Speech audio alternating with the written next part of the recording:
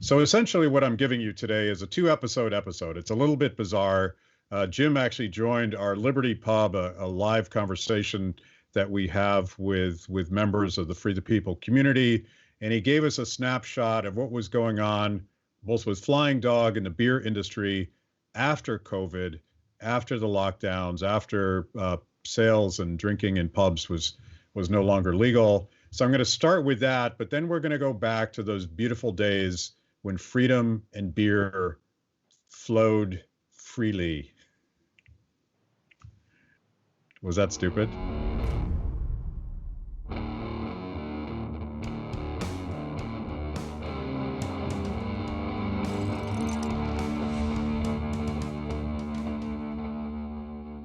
So, as everyone knows, Kibbe is a big beer drinker. I am too. The shutdown has just drastically impacted breweries and microbreweries across the country.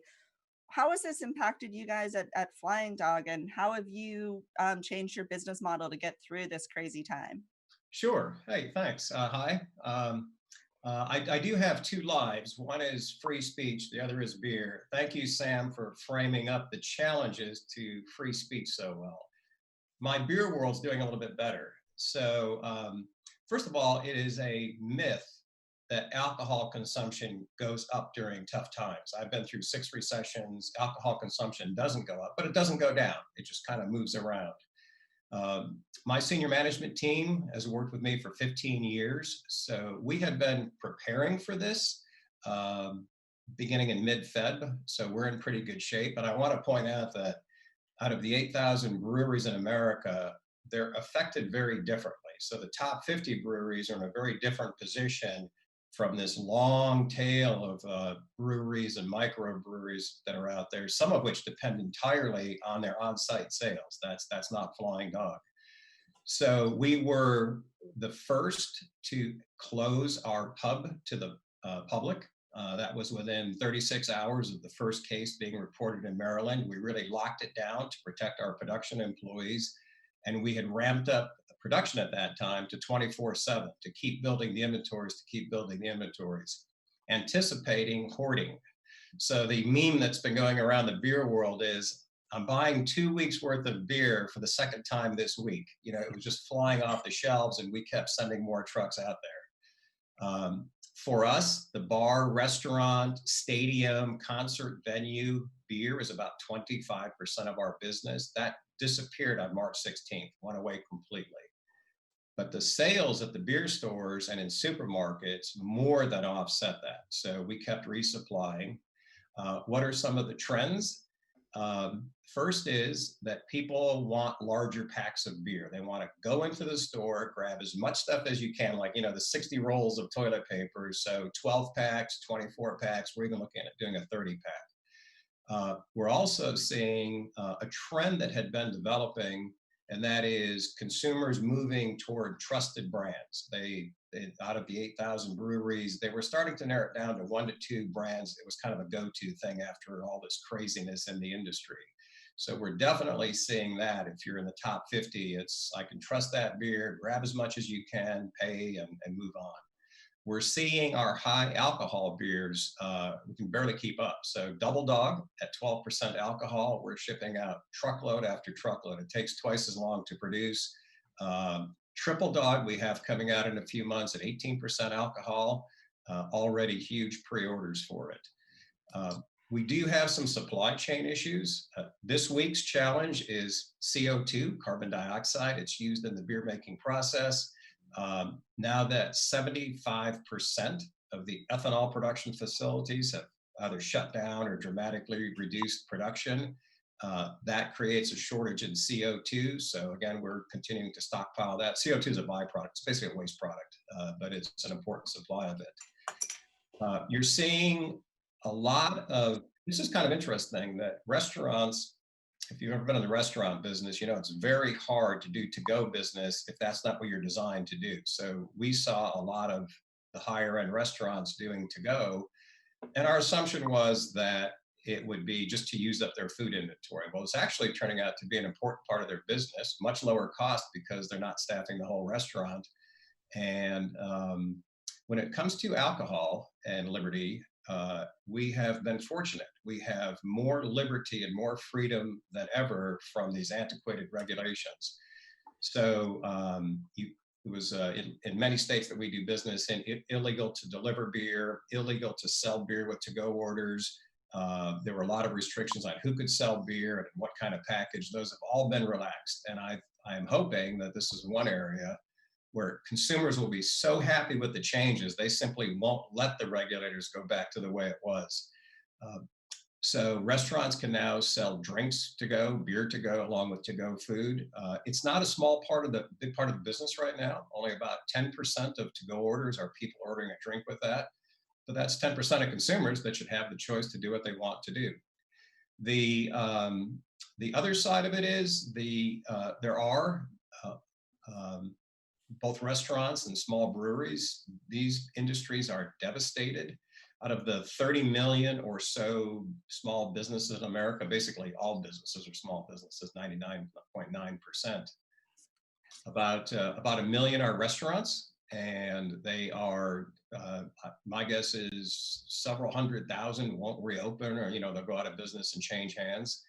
The restriction that will probably in place is you can only have half the occupancy, so that's going to cut their business in half. That's a tough way to go. There'll probably be 1,000 breweries going out of business. So out of the 8,000 breweries, a long tail of those, 1,000 or 2,000 of those, depend heavily on beer that they sell at the brewery or through their pubs. Those have been shut down for 6 weeks.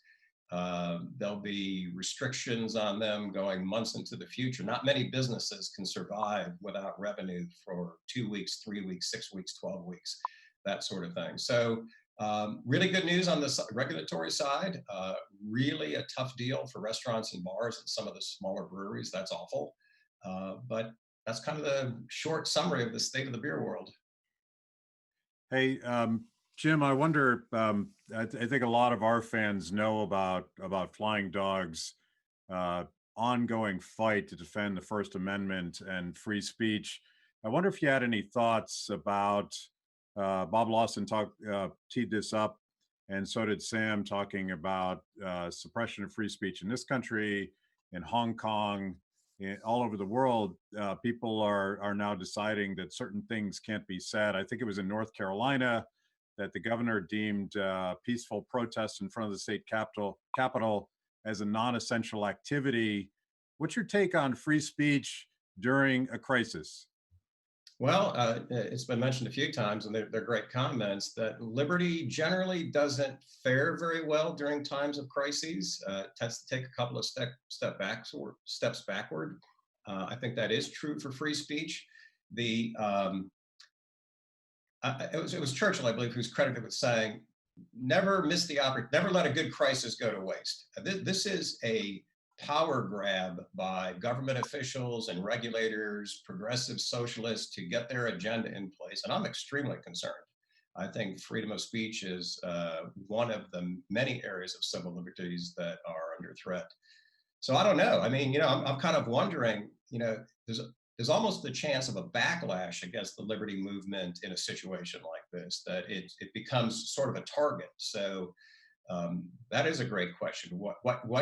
How is the liberty movement adjusting to stop this tyranny and these power grabs? And as Sam was saying, what are the chances that we'll get back to the freedom that we had before? Pretty slim, really. Very, very concerning.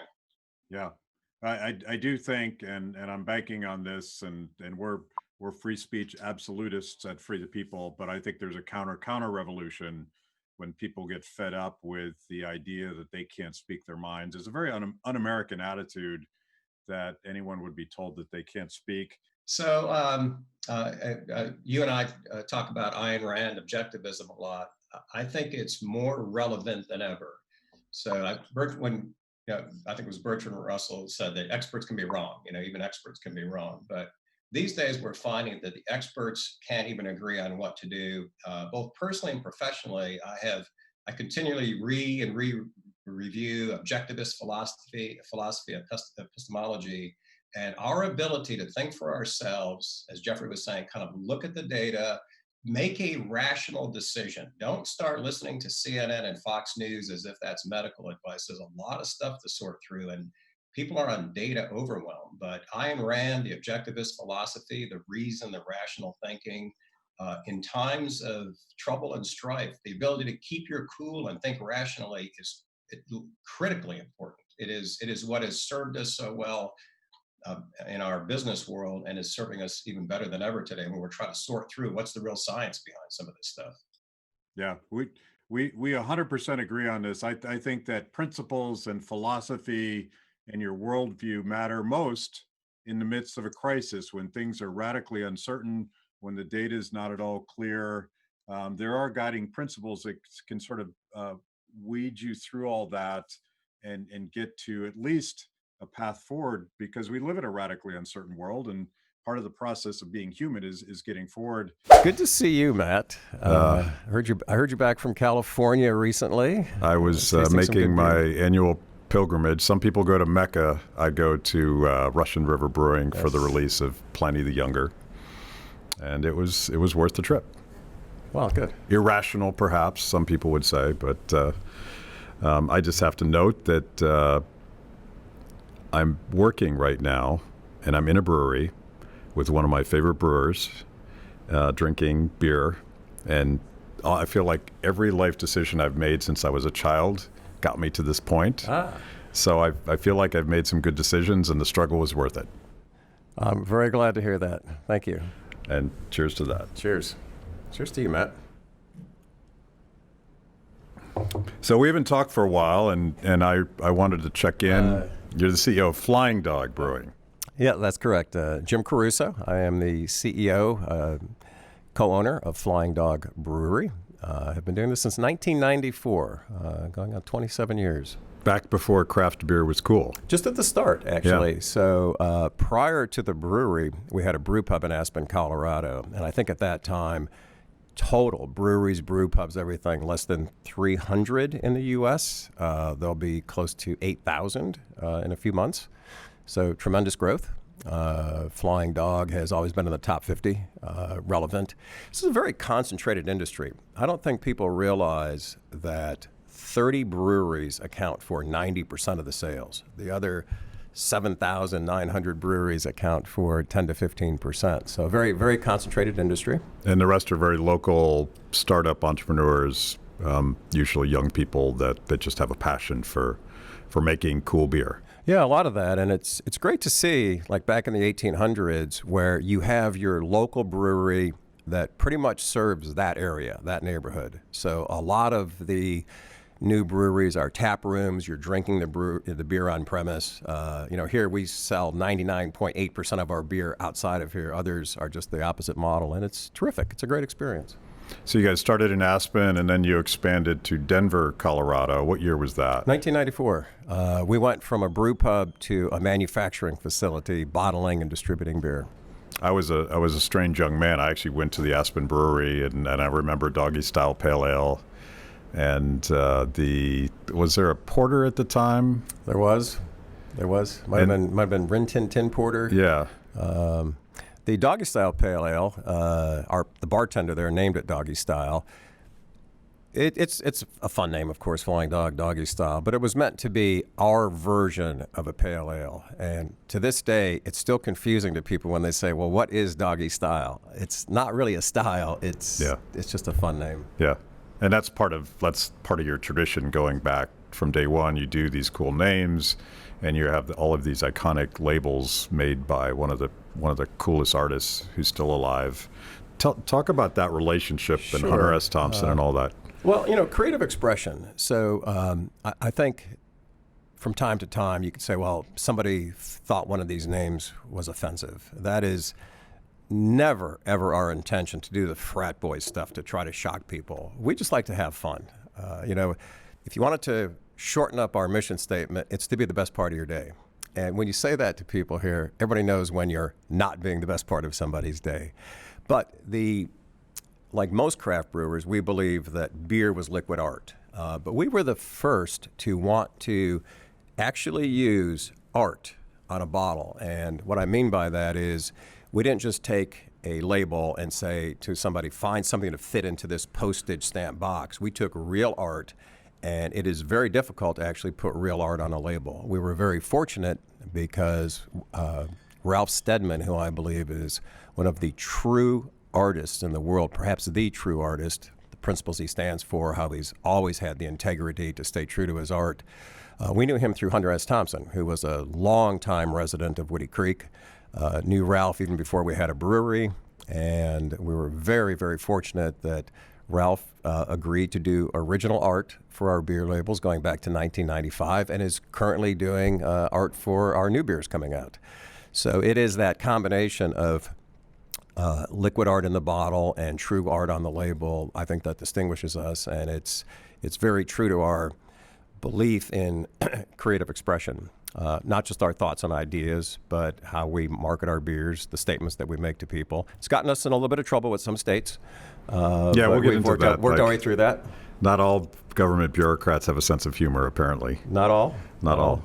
So how many beers on any given week, how many beers, different styles of beer do you have in the marketplace? 30.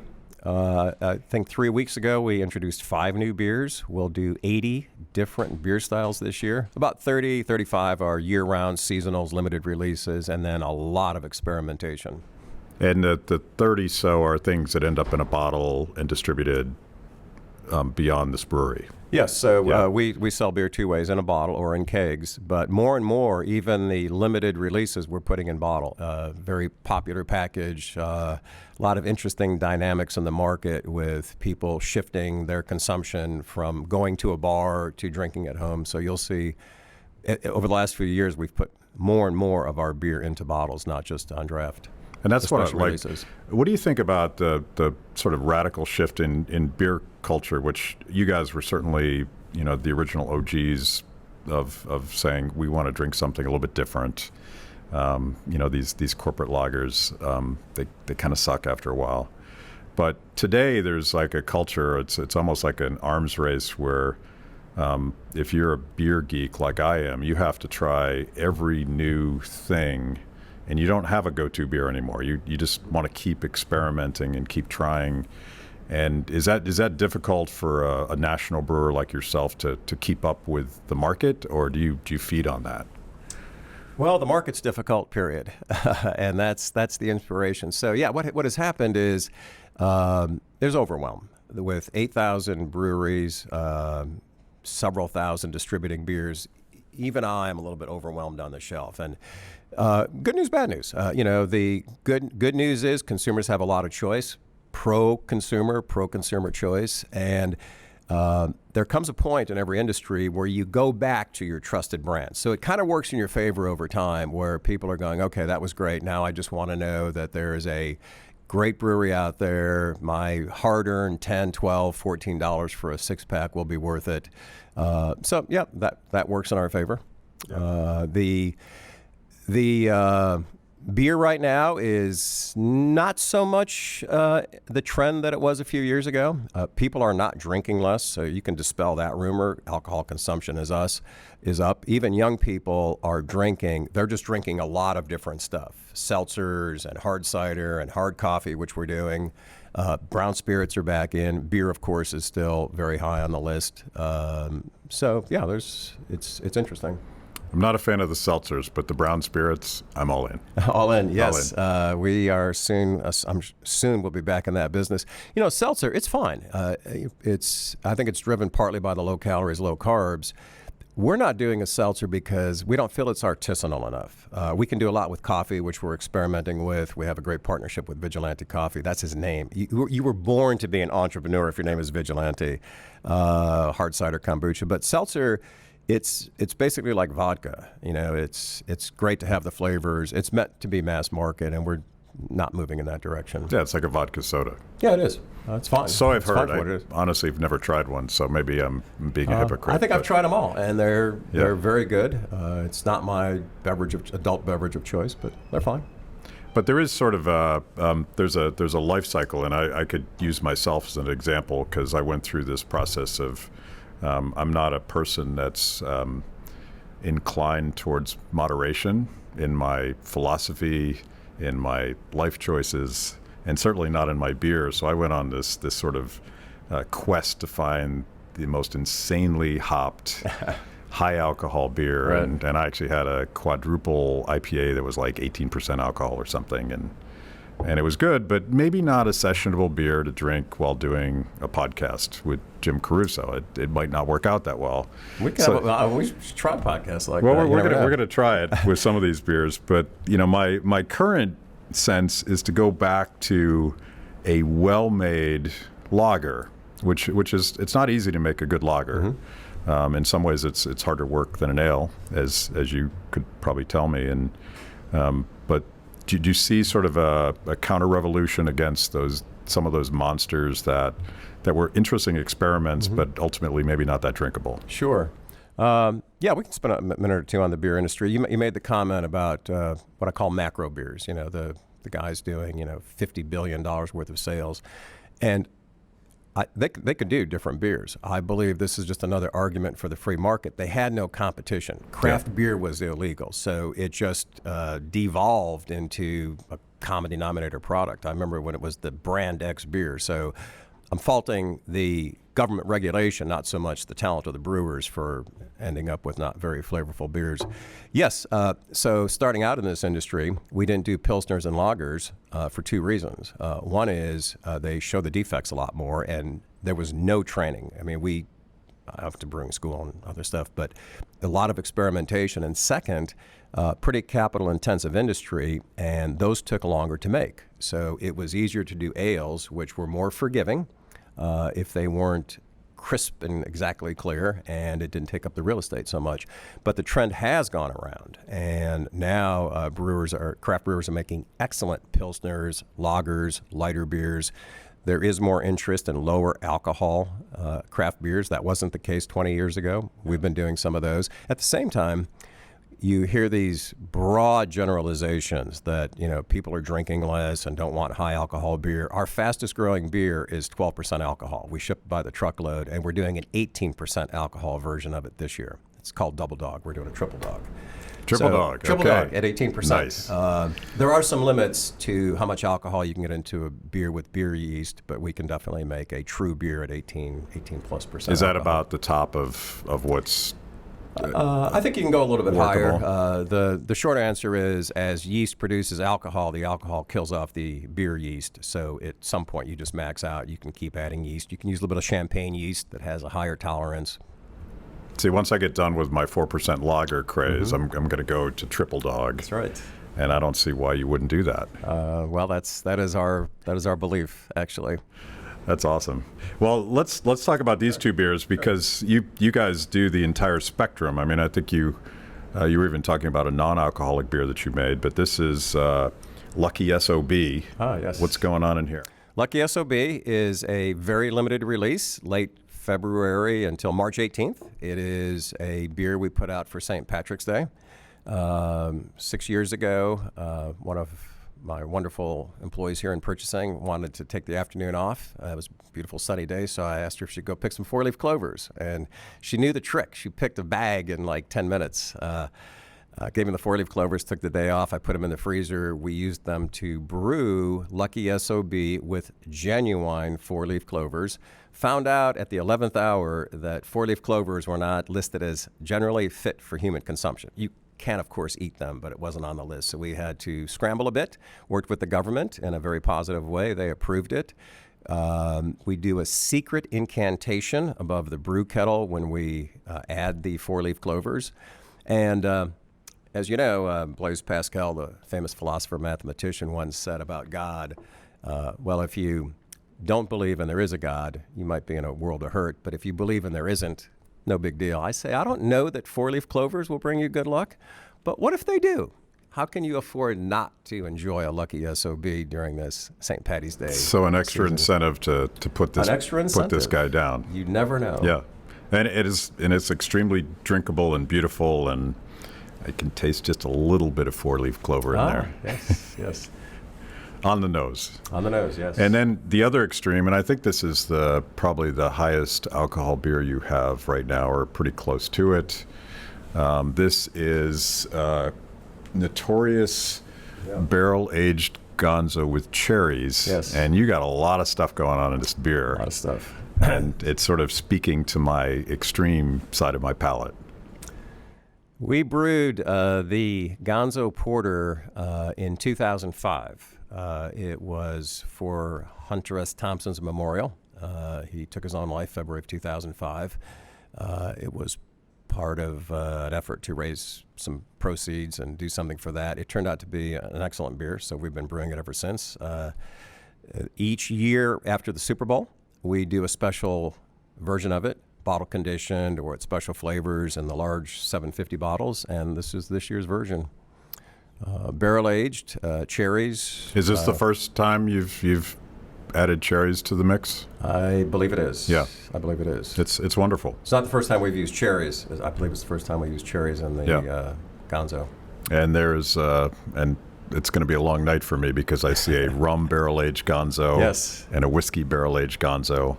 And I love the barrel aging process because I think it adds a complexity that you don't expect from regular beer. I agree. And by the way, we have a line at the door. It sells out, but I managed to secure a bottle of each for you to take back with you. So it could be a long night even when you go home. So the barrel aging, sure, it's wonderful. It's fun. We used everything. We used tequila barrels, rum barrels, wine barrels, whiskey barrels. We, like many craft brewers, pride ourselves on balance. It's easy to make alcohol. If you don't know how, I could give you the 5-minute lesson.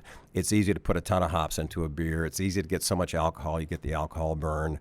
Or put a beer in a keg and it just tastes like whiskey. So we want everything to be in balance, and that's the real art. That's why we have to taste this every week until we know it's right. It's a responsibility. It's a big responsibility. By the way, I love the new slogan, "Disobedient Beer," and I feel like that fits the flying dog persona. And even I think the craft beer industry. I've prattled on for several years about craft beer as a metaphor for freedom and entrepreneurship and creative disruption. And you guys sort of personify that, and I want to pivot to sort of a more ideas because we have some culprits sitting here, and you talked about beer labels as art, as expression, and you've gotten in trouble for that, and I think your friends going back to Hunter S. Thompson helped get you in some trouble. Yes. Yes. Tell the story about good beer, no shit. Sure. I mentioned creative expression. I believe that creative expression is directly tied to freedom of expression. Creative expression is directly tied to economic freedom. If you can't deliver your message to the market, then you can't be an entrepreneur. And I think part of that is what you name your product, what kind of product you make, assuming it's legal, all that sort of stuff. So you probably know the federal government and the state governments have to approve beer labels. These laws go back to Prohibition. They're changing over time with craft breweries. So our first Ralph Steadman beer was Road Dog. All of our labels have a story. We've never used a marketing company. These black and white stripes are prison bars from one of our original co-workers who spent some time. Road Dog, it has various meanings. It could be your cellmate. Hunter S. Thompson wrote an essay for the release of this where he describes road dogs as these sons of aristocrats who would ride down the street at night and bash in people's faces and put old ladies in barrels and roll them down the cobblestones. Fun stuff. And he wrote for us a nice little toast here that there is an ancient Celtic axiom that says good people drink good beer, etc. So Ralph Steadman is painting and bad people drink bad beer. There is an ancient Celtic axiom that says good people drink good beer, which is true. I believe this to be true. I believe this to be true. Think about it, Hunter says. So Ralph is painting this in his studio in Kent, southeast of London. The BBC, local BBC, they're doing a documentary. He's painting up this road dog character, talking about his friend Hunter S. Thompson, longtime relationship, and these boys in Colorado that are going to do a brewery, and they're going to make some good beer. Good people drink good beer. They're going to make good beer, no shit. And partly just to poke the BBC a bit, he writes, good beer, no shit on here. You can barely see it. And it's 1995. We released the beer. This is one of the originals. I could have put this label on here. We released this in Denver, Colorado. And huge hit. Ralph Steadman Art, Hunter S. Thompson. It was a Scottish ale, brilliant beer. This is 1995. And here's an example. One of the many reasons to be concerned about regulation. One of our competitors used regulations, the Colorado Liquor Control Commission, whatever it's called, as a way to beat up the competition. That shit is obscenity, is what they said. And so they called us and said, take the beer off the shelf, or it's obscenity. I said, it's not obscenity. I said, or they said, shit's obscenity. I said, you're shitting me, right? It's not obscenity. And it basically came down to enough of a challenge. They said, you can leave it on the shelf, we'll suspend your license, or you can take it off the shelf. So that's $250,000 worth of beer. If we were your basic startup, we were all a little bit more further along in our careers. We took it off the shelf, relabeled everything, soaked the labels off, relabeled it, wrote good beer, no censorship, and sued Colorado. And not for marketing purposes, not for anything other than I've been defending civil liberties since 1977, and it's just wrong. And we just crossed paths. We didn't seek a fight. The ACLU, back when they were vigorously defending free speech, Mark Silverstein, the Colorado office, took our case. 5 years later, I think it was, we won, of course, announced it at the very famous independent bookstore, the Tattered Cover. CNN, Newsweek were there, got a nice little write-up.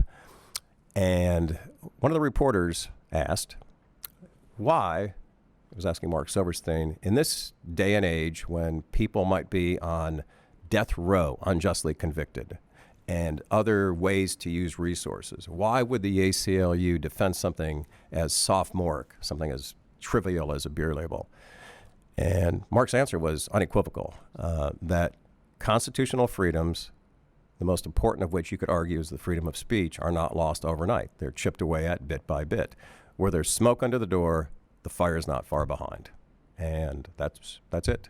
So yes, we invested resources, defended a beer label, because it's always about the stuff at the periphery. If you're waiting until you're defending the Alamo, it's too late. So that's why these battles seem to be about beer labels and so forth, because that's where the challenges are. You have appointed regulators who want to force their opinion on others. And it wasn't just, I mean, it was a defense of free speech, but the whole thing was triggered by a competitor that wanted to use the regulatory process to crowd out competition.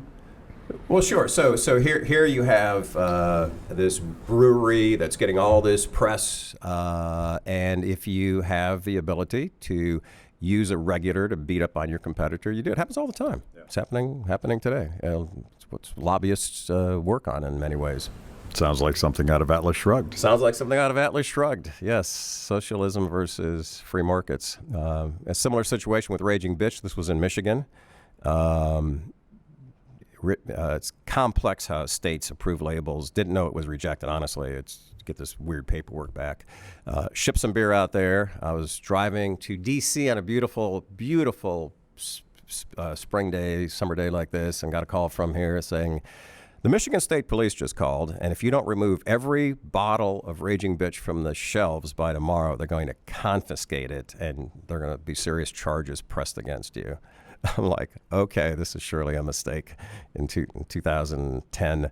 But no, the Michigan Liquor Control Commission had people that didn't like the word bitch. In fact, they banned anything with the word bitch in it in the state, including a beer by our friends Dogfish Head, Bitches Brew, and commemorating the classic Miles Davis album. We sued. That ended up in the circuit court. We won 6 years later. Clearly won, and were awarded damages. I used those damages to found the First Amendment Society. Again, we don't do this for marketing. One beer in one state does not make or break us. It's simply wrong, and you have to fight. We have to fight those battles. First Amendment's on the wall here. You don't see that at too many breweries. We have a lot of guest speakers. Would love to have you as a speaker sometime, talking about the real world implications about, yes, Colorado did wrong. Michigan's bad. They're in the frequent flyer club for bad behavior with bitch, but it's not easy to sue a state. It's expensive. You are suing your regulator, which could have repercussions. But if you believe in freedom of expression, creative expression, you're constitutionally incapable of not suing them. So I go to a lot of these upstart nano breweries, and there's a lot of kids at these places that are a lot cooler than I am. I suspect that there's a lot of Bernie bros there, and I wonder if dealing with the labeling of beers, and I can't imagine, like, if you're a startup, dealing with the regulatory process has to be an incredibly onerous thing, and part of the legacy of Flying Dog is all these cool labels on all of these cans of beer now, like just infinite iterations of this stuff. And do they learn anything about cronyism and why free speech is so important and how government can step on that, or do they just hit the wall and say, I don't even understand what's happening? The startup breweries, or well, this is a carryover from Prohibition. So there was a misinterpretation when states were given the legal right to monitor the sales, transportation, manufacture, distribution of alcohol. Many states view that as we can do anything we want. The Constitution doesn't apply. Freedom of speech doesn't apply. Colorado was a state ruling. Raging Bitch was a federal ruling, which basically put every liquor commission on notice that freedom of speech applies to beer, whiskey, and wine. So that was a big deal from that standpoint. But no, startup breweries, very complex industry, and they don't realize it takes us 11 months to get a beer approved. By the time we have the recipe, submit the label for approval, the list of ingredients, get the feedback, then have to get it approved in all the states. It's a tortuous process. I haven't actually calculated our cost of compliance here, but it's significant, 6 figures, just to comply with all the states, export, manufacturing, distribution that we're in, et cetera. Do the local distributors at local breweries that just distribute out of their front door, do they deal with a lower bar? Because you're selling across state lines. Absolutely. Yeah. So there's a huge difference if you're only selling in intrastate. Yeah. Once you cross state lines, you're into federal territory. But your First Amendment fight has sort of cleared the decks and allowed other brewers to innovate. You realize that's not typical corporate behavior, because too many corporations are focused on either gaming the system to screw their competitors, or at least not fighting onerous regulations that they think would hurt their competitors more, and you're doing it differently. Interesting question. I'm a small L libertarian, really, really strong on civil liberties, free markets, all the sorts of things you talk about much more in a much better way than I do. But somebody asked me once, so do you run a libertarian business? It's like, I'll put on my libertarian shirt today and I'll be a libertarian, or I'll be here. I would say that if you're a libertarian, it would never, my aggressiveness in fighting impingement on free speech would never have come up if I didn't have a beer label rejected. I don't go out there and go, I'm for free speech and yada, yada, yada, but you can't reject a beer label, ours. And they did it all the time. Michigan rejected bitch wine and everything else. Bastard was fine. Then they rejected Flying Dog. First thing they said to me when I went up there, this is pretty interesting. I appealed it. They wouldn't tell me on the phone. I had to go there. Then I had to appeal it. And it was the same people who rejected it. And I said, not an attorney, but I thought an appeal was somebody reviewing your decision. They said, well, you can consider this a reconsideration, but I assure you this is not about free speech. I'm like, okay, great. What's it about? Is it the art? What is it? And so no, you can't just, if you really want to preserve constitutional freedoms, you don't go out there yelling and shouting at people, but you don't let somebody steamroll over your constitutional rights. So we spent 12 years in court and a lot of time and a lot of effort, and it was worth it. And we could have lost. Yeah. But you started off just wanting to bring beautiful products to market. Well, we started off by saying there are a lot of great breweries out there. You can have, patriots and founding fathers and beautiful mountains, all kinds of great stuff. Ours was really interesting art by one of the true geniuses and fun names. Raging Bitch. We didn't just sit there and go, what can we do to come up with a name that might be shocking? Bitch is a dog. The etymology of bitch goes back hundreds of years. and it's harmless. It's a dog. And in the Midwest, you talk about bitch. Bastard has a pretty challenging etymology. We don't have a beer called Bastard, but somehow that's okay.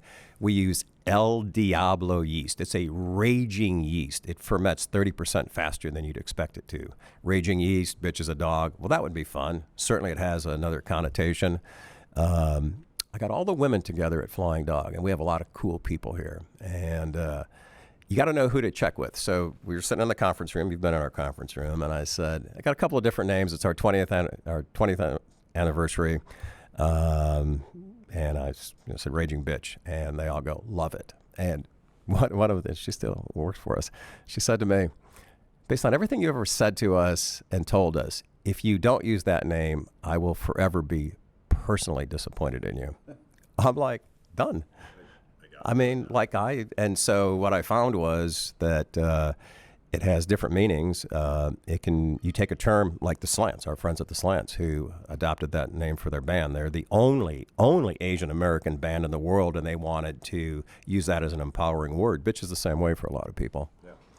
But on the free market, if nobody bought Raging Bitch, we wouldn't be selling it. It was our #1 beer since we released it in December of 2009. It's still our #1 beer. If it was our number 80 beer, it wouldn't be on the market. Yeah, so ultimately the fight actually made business sense, even though it was about principle first. Before you do a beer, you don't know how it's going to go. I've had what I thought were some great names, great beers, and the billions of decisions out there determine if you're going to do it. Now, there are a lot of beer names I think are terrible. So what? If people buy them, that's their business. Yeah, that's up to them. Yeah. You use the word small L libertarian, and I know this story, but I'm going to ask you anyway because I think it's a really cool story, and it's not unlike my sort of gateway to libertarian ideas. How on earth did you become a libertarian? Well, I discovered I was a libertarian. I knew I wasn't exactly a conservative for a variety of reasons, Republican, that sort of thing. But my path was through objectivism, Ayn Rand, and I was kind of laid up with a sports injury for a weekend. I saw a copy of Atlas Shrugged on the shelf. Might have been like the 40th anniversary or something. I don't remember exactly. And I was 50 pages into it. I couldn't put it down. So we didn't have espresso in those days. Through this caffeine-induced weekend, I read Atlas Shrugged cover to cover, and I just wanted to be in that world. I knew it was an idealistic world. It's fiction. But it was like, that's the world I want to be in. And that kind of leads you to the libertarian philosophy. It doesn't really go the other way around. Libertarians aren't necessarily objectivists, and Ayn Rand thought maybe libertarians were too libertine back in the day. But it was that freedom, free markets, freedom of religion, freedom of speech, freedom as an individual, and that's what I am. The Libertarian Party, no, I don't belong to any political party. I used to be nonpartisan. Now I'm anti-partisan. I think they are both terrible on fiscal policies and civil liberties and just across the spectrum. Even the word partisan it's like a tribal thing. Like I'm right, you're wrong. That's not a conversation. It's not thinking. It's not even accepting the possibility that you may not understand everything. And I feel like we're in that tribal world today. But the reason I wanted to bring it up is I wanted to dig into what I would say almost rehabilitating an understanding of Ayn Rand's moral philosophy. Mm-hmm. Terry and I are going to the Republic of Georgia, or fantastic. What used to be the Republic of Georgia, next week to give talks about Ayn Rand's philosophy and apply it to everyday life instead of sort of high-minded objectivism. And she was really into what she called a sense of life, and her heroes as at their best were smart people, but they were humble enough to appreciate that doing anything useful was a struggle, and they struggle and they fail and they succeed and they innovate, and from that process comes their own sense of their worth as a human being. And to me, that could be potentially a radically uplifting thing for young people who are trying to figure out who they are, where they fit in.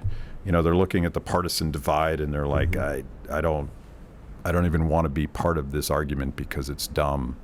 And too many people on the left would say, oh, Ayn Rand, she just cared about herself, and she said anything goes. Objectivism is just win at any cost and destroy your enemy. And I don't think it's that at all. Well, there's a lot packed into that terrific statement. Intrigued by your work in Republic of Georgia as well.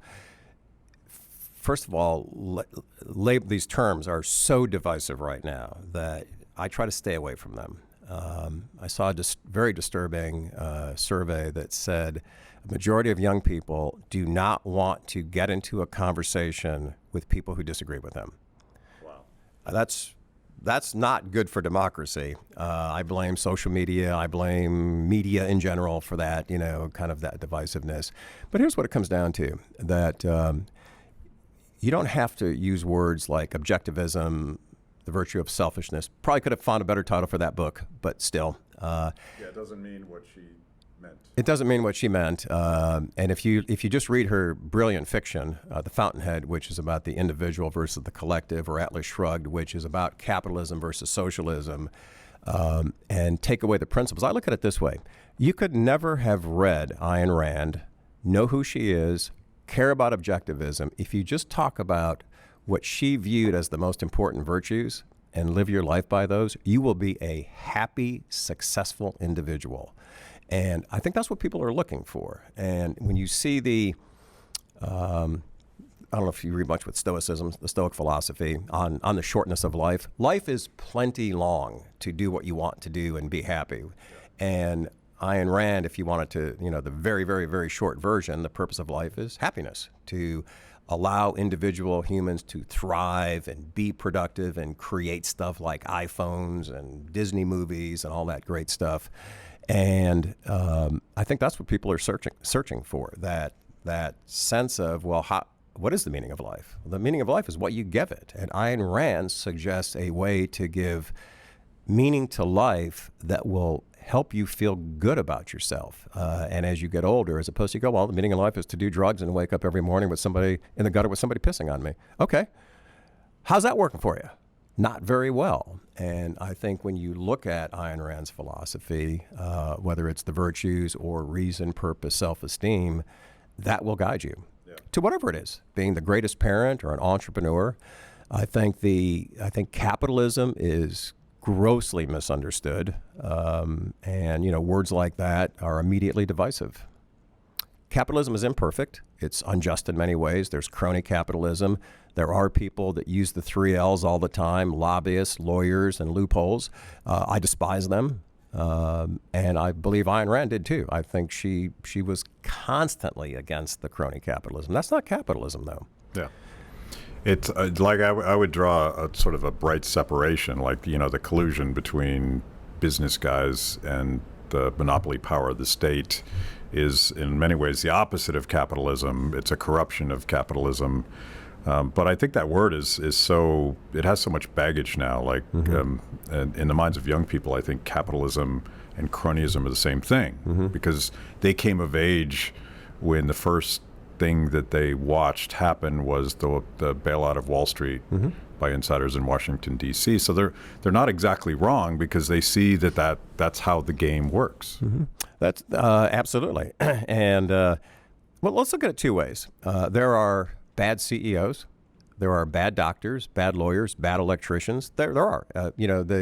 The businesses get beat up on because these guys walk away with bags of gold, and that is wrong. But that's the way it's set up. But you'll find young people make a very clear distinction between CEOs, and I was a president of a publicly traded company, very different environment, scam the system, find the loopholes, find a way to work the incentives so you get your bonus, and entrepreneurs. And young people, vast majority, admire entrepreneurs, people who start businesses. They want to be entrepreneurs. And I think that's a lot more consistent with Ayn Rand. And when you think about business, it's not the CEO who walked away with, $300 million after the company went bankrupt and they're not getting it back. That is Ayn Rand opposes it. I oppose it. Any rational person I know opposes it. You don't have to be a libertarian. Yeah, her heroes are very much startup types, and they tend to put in long hours based on a principle broader than can I get a quick return on my buck.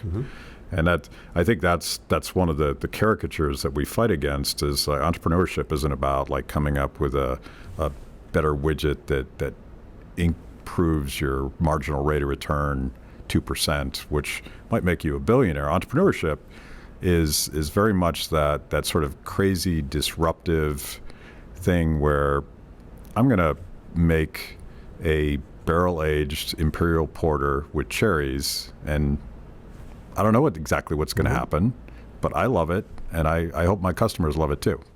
Entrepreneurship is creative expression. When Steve Jobs had the notion of 1,000 songs in your pocket, it's brilliant, and he made it happen. So, yes, from an entrepreneur standpoint, it's creating stuff that didn't exist before. And several of the problems are a lot of people are completely misinformed that this is a zero-sum game, that somehow Steve Jobs took something from somebody to create the iPhone and the MacBook. He didn't. He created something that didn't exist before, beers that didn't exist before, and that is very different from lobbying politicians and gaming the system so you can make a few bucks. This thing about money and objectivism, that it's somehow about rich people and so forth. The last thing in my mind is money. My bills are paid. It's great. The money goes back into the business. It's what excites me. And this money is the root of all evil is also just, it's a misstatement. It was the love of money is the root of all evil. Somehow being that, who's that guy in the Christmas Carol story, Scrooge, counting your gold. There's no value. It's a store of value. And so this whole thing about counting the money and so forth, it's about what does that money do to create new products, to create trade, to make everybody's lives better. And this pseudo infatuation with socialism, it'll all sort out. I think I'm still an optimist, very much an optimist. Once people really understand what that means, like if you want to live in Cuba, you have no social media and internet. How's that strike? Yeah, not so good. By the way, you're not allowed to have the Beatles or the Stones either. The Beatles or the Stones. And so we do a lot of work on retelling the history of socialism to young people that have never heard the stories. And one of the things that I didn't know when I got into the project was, and this pattern plays over again and again, and it happened in Cuba, it happened in the Soviet Union, it happened in Mao's China, it happened in Serbia.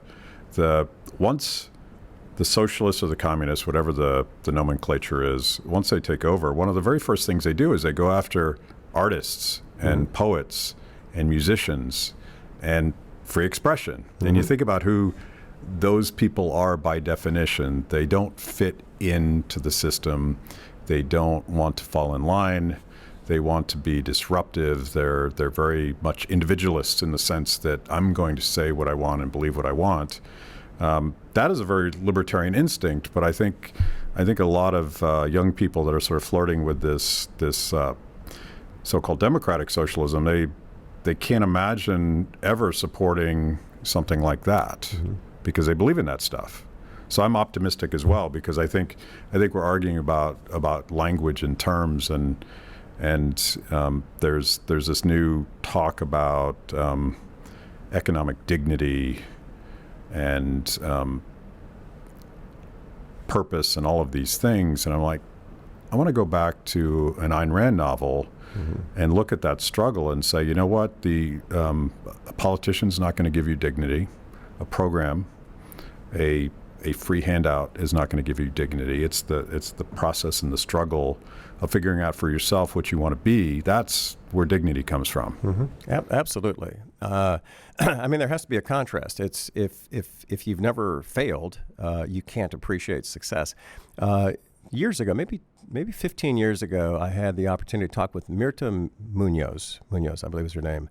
She was appointed by Che and Fidel to nationalize the media. And, all this press Cuba gets about literate people. He just wanted people to be literate so that he could brainwash them, basically.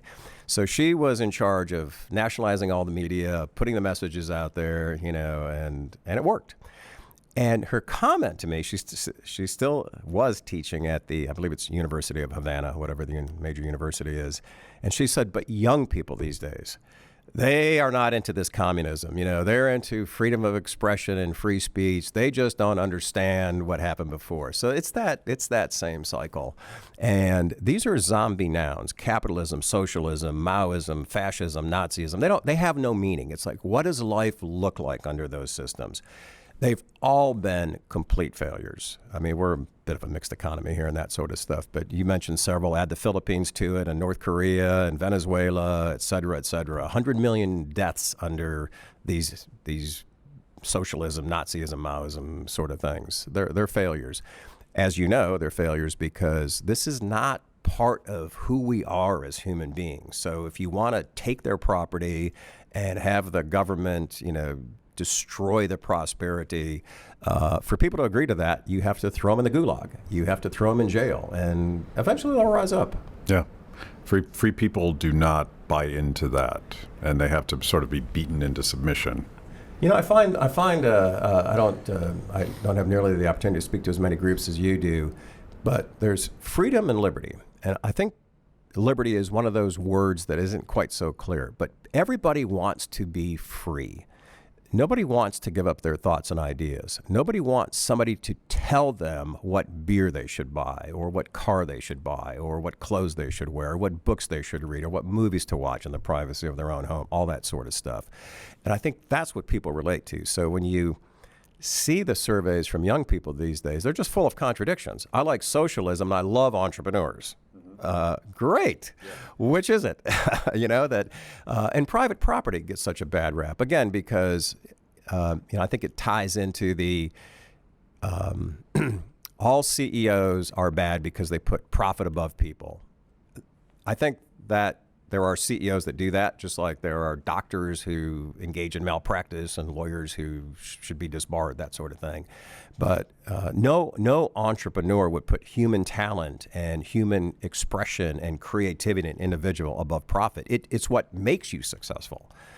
And I think once all this sorts through, look, why do people like Bernie Sanders? It's the same because they're sort of against that CEO type of thing. As you know, Karl Marx didn't really talk about in his manifesto Marxism. He just told all the bad things about capitalism. And by the way, in the 1800s, capitalism wasn't that great. 16-hour days, people 12 years old working in the factory. I might have been for Karl Marx back then. And there was surely collusion between, if you're wealthy and you're successful, and this is true today, you have access to political power that the rest of us just don't have.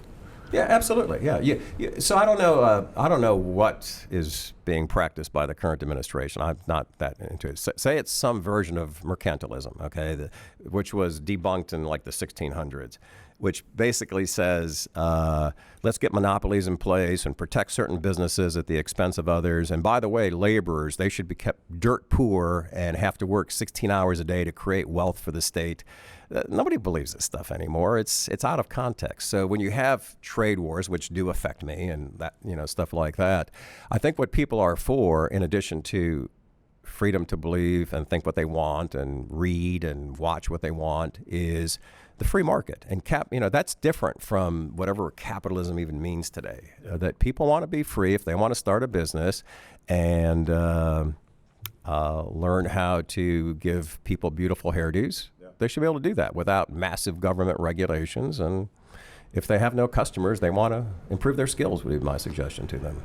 Yeah, I mean, I feel like we need a new language to explain this process. And then as I dive back into my younger education from Ayn Rand, she had this beautiful phrase called the trader principle.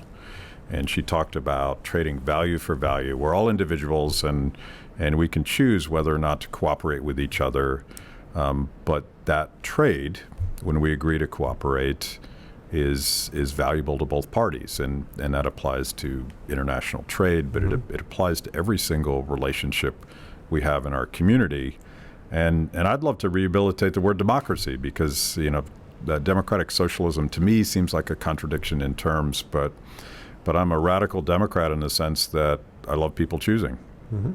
And every marketplace, your entire bar with all of these taps, that's radical democracy, because people are going to choose what they want, and you really have no control over that until the people and the process speaks and says, okay, that beer's great because they decided it was, and I thought it was great, but my opinion may not matter ultimately as much as theirs. In every business, in a free market, you wake up every day going, how can I give consumers more of what they want, things they want they don't know they want, or things that they have that they want a better version of? Absolutely.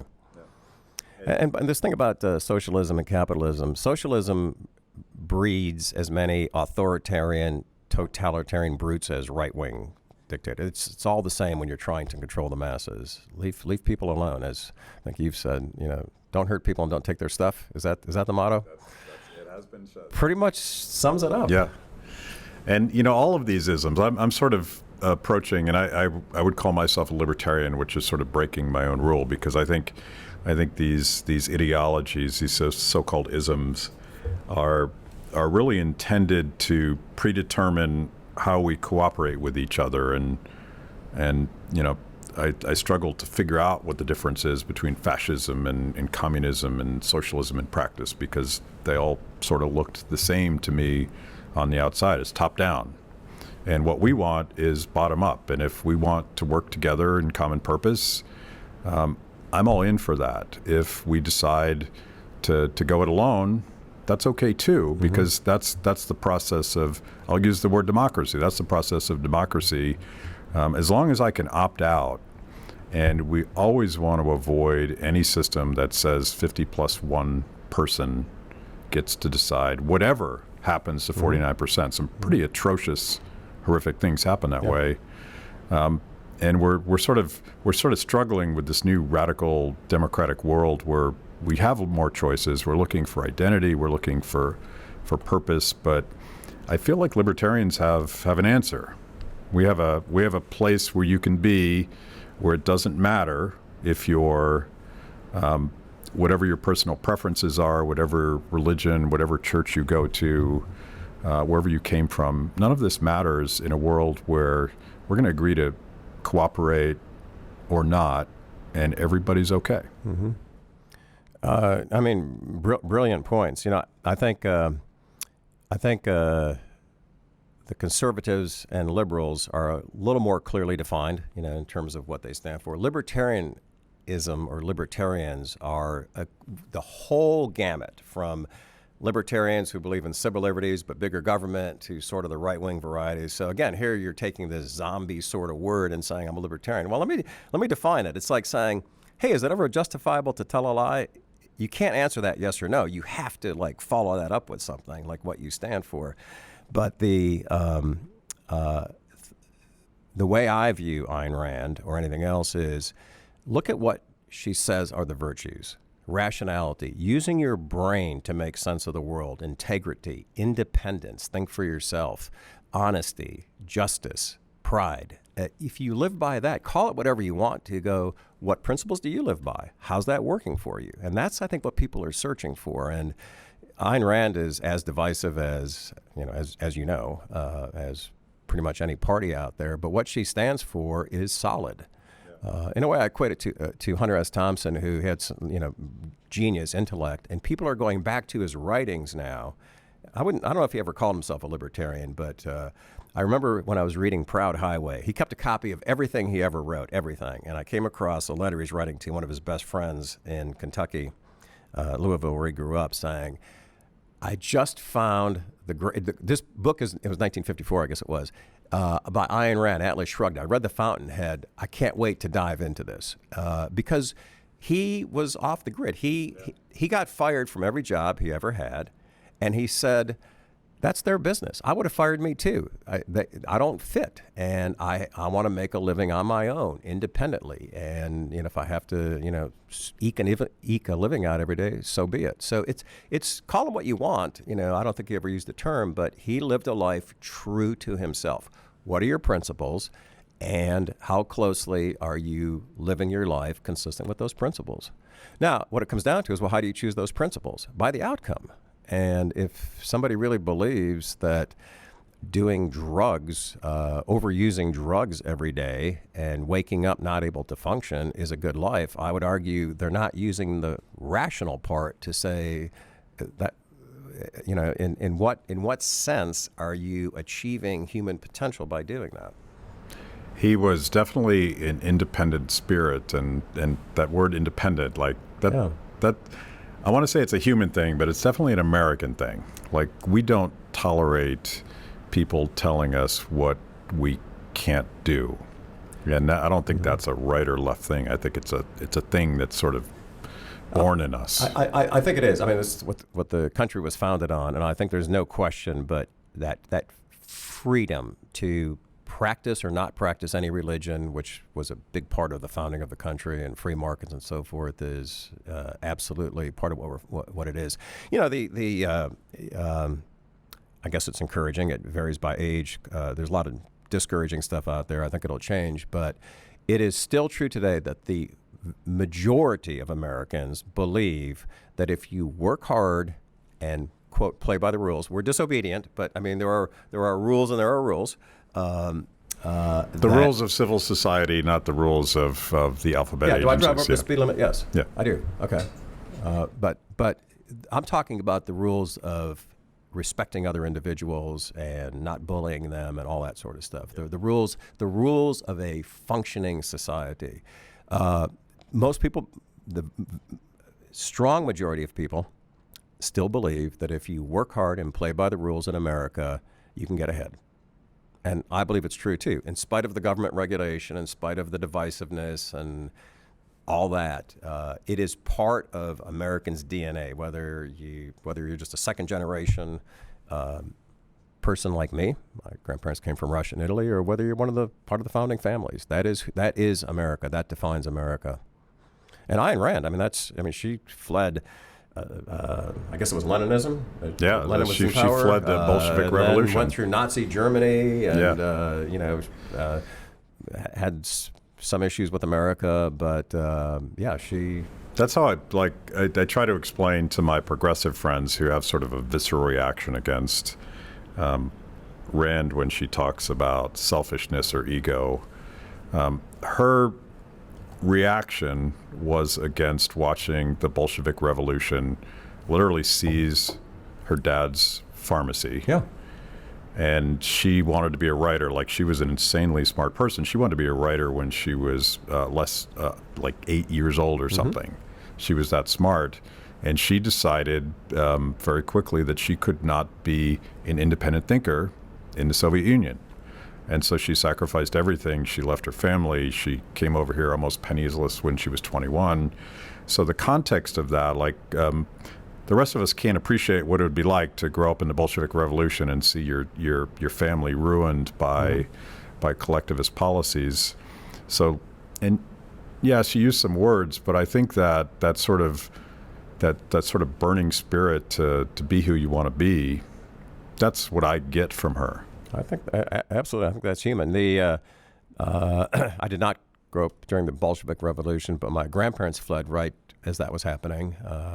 My grandparents didn't really even speak English, but I remember the hushed conversations when letters would arrive from the Soviet Union. Somebody was sent to the Gulag. I was 6, 7, 8, 9 years old, didn't really know what it meant, but just grew up knowing that is an evil place. Yeah. And when you think about the freedom here, and the words are tough: selfishness, ego, I. But what she's really saying is you have the freedom to think for yourself. That she's putting, like an anthem with Prometheus and Gaia and Howard Rourke, she's putting the I back into it. I have the right to pursue what I think will make me happy, a career in architecture. I can break the design rules.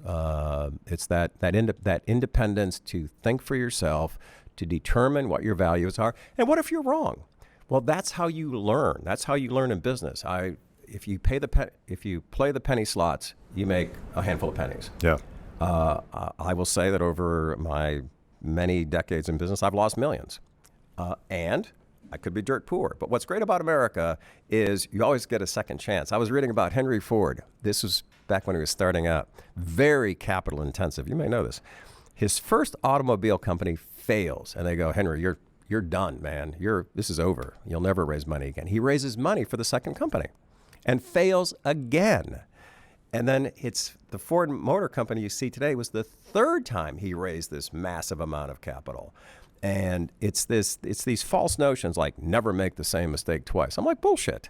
You're not even sure what you're supposed to learn the first time around. So no, don't make the same mistake over and over knowing what you're supposed to learn, but sometimes you have to do that several times to figure it out. So this is what creates intuition and experience and allows you to be creative. And, that's hard when you're very, very young, but you have to make a lot of mistakes. Swing hard, swing for the bleachers, and then figure out what you were supposed to learn from the situation. I get jazzed listening to reading Ayn Rand, listening to her. She's on YouTube now. Yeah. She's kind of funny. Yeah. She's got a nice sense of humor. I did not have the good fortune to see her before her death in 1982. Yeah. But would have loved to. But yeah, it's that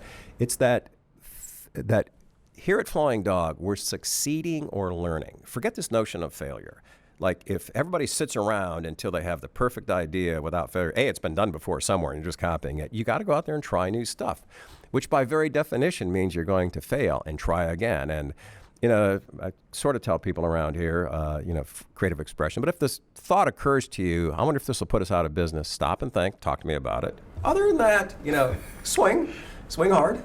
And then everybody knows the boundaries in terms of civil liberties and what we stand for. And we just don't go down the path of racism, homophobia, all that sort of stuff. It's not who we are. It's not part of our DNA. So everybody has fence posts. Those are ours. Other than that, it's pretty broadly, it's an environment where you can broadly express yourself. Try new beers, try new beer names. We put lots of stuff in beer, including 4-leaf clovers and chocolate and cherries and mint and all of this is very Bloody Mary. Yeah, this is all democratic, right? We did a brunch pack this year, sold out in days. It had a mimosa beer, a Bloody Mary beer, I get this wrong, Toast Bob Crunch Pants or whatever that is, and a coffee beer. Yeah, because somebody thought it'd be a great idea to have brunch beers to go with your brunch. Yeah.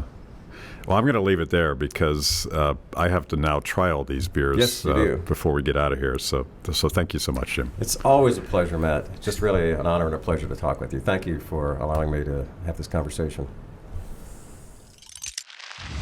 Thanks for watching Kibbe on Liberty. By now, you know this is the most important event of your week. So make sure you subscribe on YouTube.